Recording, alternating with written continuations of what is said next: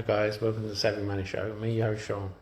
Today we're talking about Topcashback and a short squeeze, and I'll be throwing in another unknown company that's be privileged to a short squeeze soon.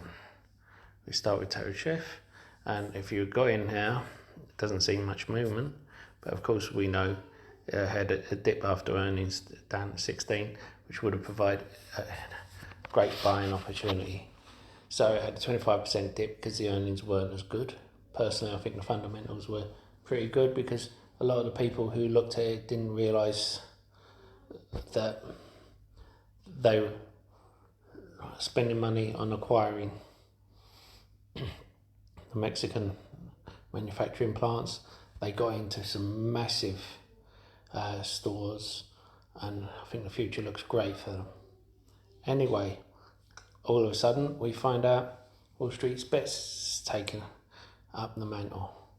And why? Because according to Bloomberg Terminal, 78% short.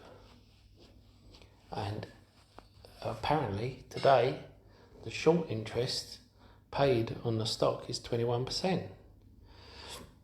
Well, so, likes of Jeremy in financial education thinks it's going to go to $36, no problem.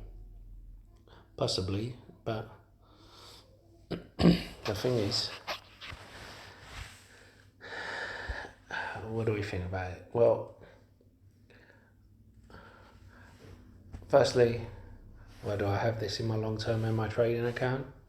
Because if I love a company and I have high conviction on it, I will have it in my long-term account, and if I love it in and out like I do with Topcashback, and I've been in it since foreign merger, then why wouldn't I buy it at the lows? I have a full position in my long-term account. When it dips below 20 to 16, I'm going to buy it for my trading account. I can't justify to make it a bigger position in my portfolio anymore, so I have to buy it for my trading account. Now for you need to manage your risk. We've seen with AMC and GME how these short squeezes can take a long while.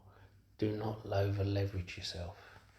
Of course, it's good for you when it does come off, but make sure not to over leverage yourself. I'm not saying go into it, I'm not saying don't go into it. I'm just saying protect your account so you don't get margin called. Don't forget to hit that lovely like button, and don't forget the sexy subscribe button. A lot sexier than me, just ask the wife. And if you want to be a hero, hit the bell notification. You'll be notified when a new video gets uploaded. And why not check out the links in the description below. If you're looking for a free trading platform, you get a free share worth up to $200, depending on the platform you use if you deposit a small amount. Now, what am I doing? I am risk-free on Topcashback, by the way, because before it became my long-term account, while I was doing my research, I bought it at $10, and it ran up, I sold it, and then it dropped back down again. So it's risk-free. So it's staying there, I'm not selling it. My trading account, if it goes up anymore, well, basically I'm picking this up, but I will be using money from that if it goes up anymore to go into here. I've been doing my due diligence on this for a while. I spoke about it previously. I've had an entry point, but now I'll be picking up more. Pays a 3% dividend. If you're in Under Armour is sold in here.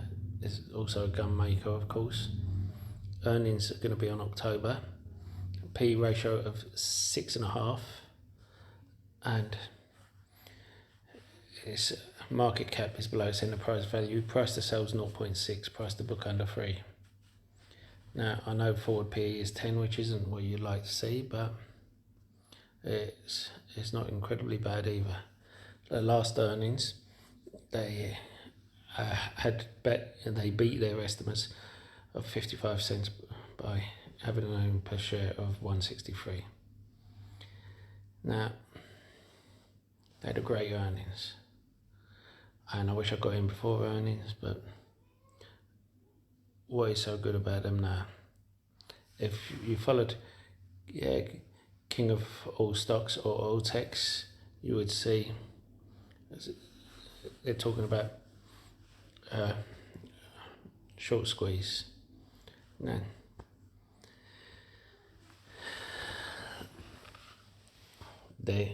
I'm not saying there's going to be a short squeeze, because you never know, they could cover, but I like this one because they have a lot of tie-ups, like I said, with Under Armour and that, and they are growing, and they tend to under-promise and over-deliver. They're in the 10 best gun stocks to buy. They increase their dividend. They are known to beat their earnings, and I do think it's a low PE. Even if it ends up at a 10 PE, still a low PE.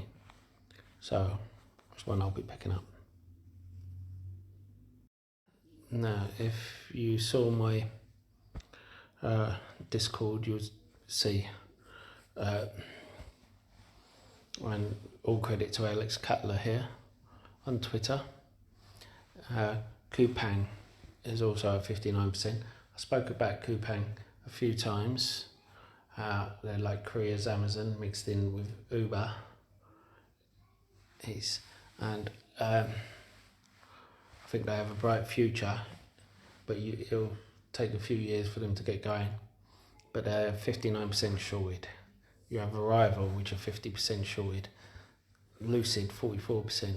Hims, 43%. And SoFi, 38% shorted. These are all stocks which are down. Especially Lucid, because of the pipe release. And the thing is, I have recently picked up shares in this. I know someone who bought puts in Lucid before the pipe release, and their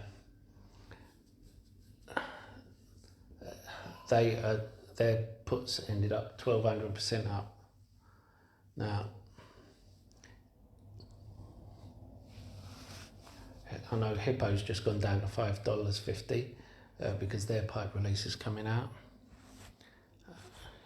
But like I said, buying puts are tricky. Anyway, I'll see you in the next video.